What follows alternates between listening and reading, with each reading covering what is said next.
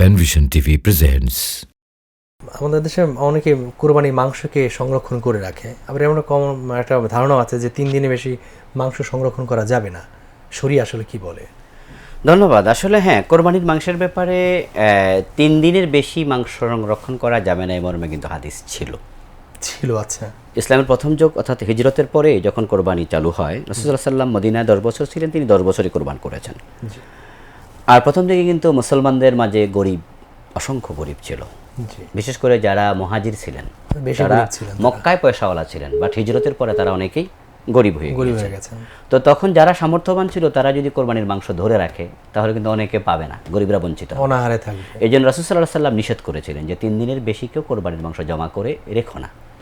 পরবর্তীতে যখন আলহামদুলিল্লাহ সচ্ছলতা ফিরে আসলো, সামর্থ্য ফিরে আসলো, এবার আল্লাহর হাবিব তার নিষেধাজ্ঞা তিনি উড্র করলেন। তিনি বললেন যে আমি নিষেধ করেছিলাম, এখন ফাদ্দাখিরু ফাকুলু, তোমরা খাও, তোমরা জমা করো, এখন আর অসুবিধা নেই।